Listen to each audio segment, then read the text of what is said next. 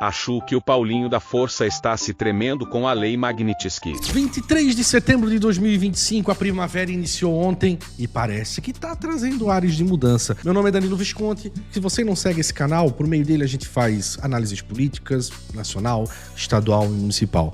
Então, se você não segue, siga aí, aperte o curtir, compartilha, para que esse vídeo possa chegar para mais pessoas, que é uma forma que a gente tem de combater o comunismo nesse país. Enfim, a Lei Magnitsky volta a ser aplicada ontem, agora a esposa do ministro Alexandre de Moraes, e também ao Instituto Lex, que é praticamente uma holding que o ministro tinha para gerir os patrimônios. Isso gera impacto. Isso começa a mexer com o sistema por dentro. Como o Trump é um cara que não faz bravata, Trump é um cara que ele faz antes de falar, ou se ele fala é porque o que ele vai fazer é muito pior do que falou, Trump está mostrando para que veio. E a Lei Magnitsky então é aplicada e começa a estremecer. Tenho certeza que políticos de Brasília, a Câmara dos Deputados, senadores começam a já pensar: o que eu vou fazer com o meu patrimônio se eu continuar nessa brincadeira toda aí? Porque, pessoal, muito embora o sistema queira dizer que tem pautas mais importantes para ser debatidas, que tem não sei do que do licenciamento ambiental, não existe algo mais importante no país do que a liberdade. E a liberdade de expressão está nesse fundamento, está nesse cerne, está nesse núcleo. Não existe economia forte,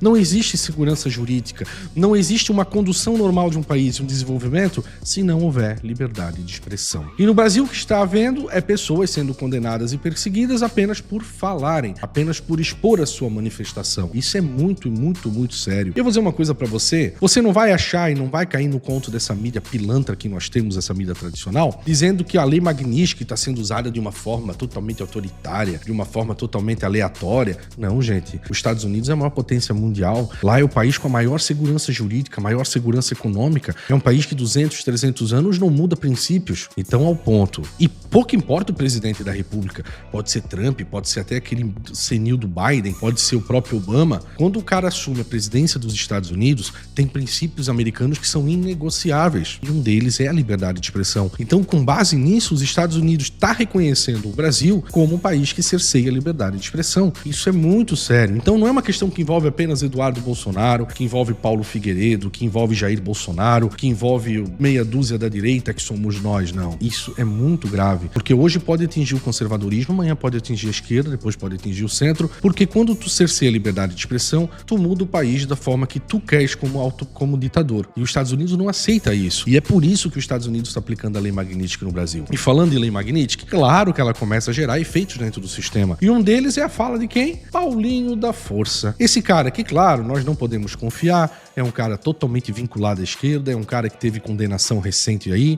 é um cara que sempre teve alinhado com sindicatos, inclusive é conhecido como Paulinho da Força Sindical, mas o Paulinho que mesmo dizia que não, nós vamos tratar agora como dosimetria, não quero mais saber de anistia. Lembra o vampirão, Michel Temer, dizendo também nesse sentido que temos que fazer um pacto. O presidente da Câmara também não é o senhor absoluto da condução da Câmara dos Deputados. Eu submeteria ao colégio de líderes e depois veria qual seria a solução. É claro que, como presidente da Câmara, eu faria ponderações, num ou no outro sentido, na tentativa de, talvez, influenciar os líderes, né, de acordo com o meu pensamento, presidente da Câmara. Agora, eu reconheço que ele está sofrendo uma pressão terrível, e por isso, Raquel, com toda a franqueza, eu disse que isso tudo dependeria de um grande pacto nacional. O que aconteceu com o Paulinho da Força? Já disse que, olha, em razão dessa situação, nós temos que repensar tudo. Isso aqui é simbólico. Por quê? Porque eles já estavam prontos para fazer a sacanagem de novo, no sentido de apenas fazer uma dosimetria da pena reduzida. Mas com a aplicação da Magnitsky do Trump, evidente que escancarou esse plano nefasto e agora também deixou eles com medo. Aliás, onde é que está o vampirão? Será que o vampirão Michel Temer